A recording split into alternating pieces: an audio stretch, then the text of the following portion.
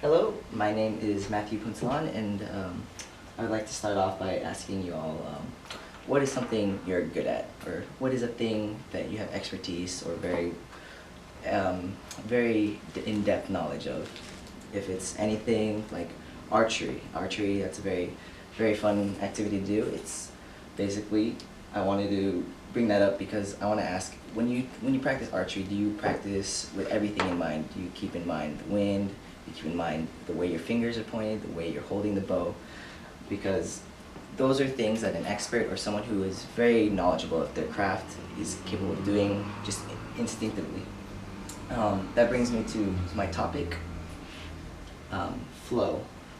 An expert of their craft, or anyone in general, even in the world, there's a flow in whether it's physical or just psychological or socially.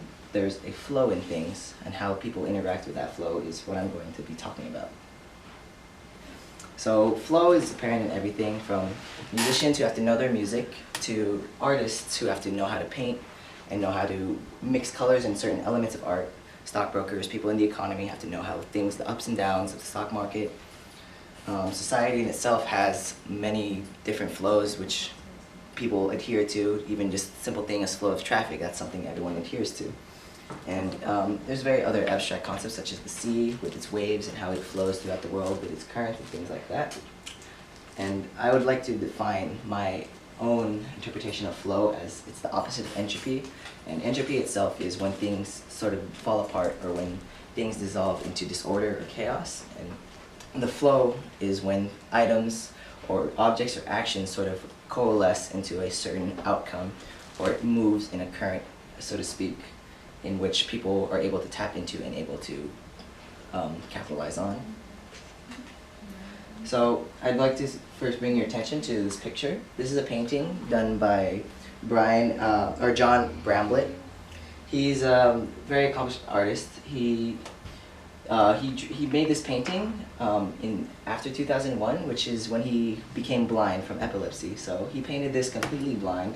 And I wanted to use this picture as an example of how people are able to tap into a flow of being able, such as art, to be able to create such an image like this. He had prior knowledge of painting, but his expertise and his ability to tap into the flow of painting and art is what allowed him to create art like this, despite his disability of being blind.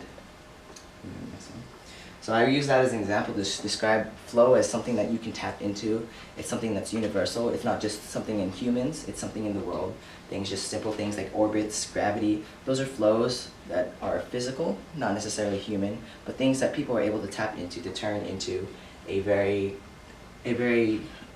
more advanced craft, such as being able to have satellites and things like that. That's a very physical interpretation, and a very human flow is a state of mind where you're completely immersed and you're capable of acting in a certain way so that you can capitalize on sort of a momentum of thinking and a momentum of thought.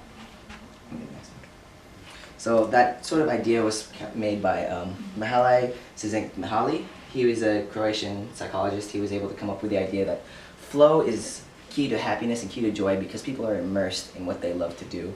And that I wanted to apply his idea to sort of the world in general, and how flow is a natural and universal force in the world, and people can tap into it. And it's not just going with the flow, it's being able to know what the flow is and being able to work with it to create great things. But even then, flow is something that you can't just that anyone can just tap into. Next slide. So as an example, I wanted to use the Stanford Prison Experiment in 1971, where it lasted about 6 days. It was supposed to last 2 weeks, where people were supposed to play as prisoners and some people were supposed to play as guards. What happened was the experiment got out of hand when guards became very violent and very cruel and unjust to the prisoners, and the experiment was entirely voluntary, done by students, and yet the prisoners still did not want to opt out of the experiment even after 6 days of the harassment and things like that.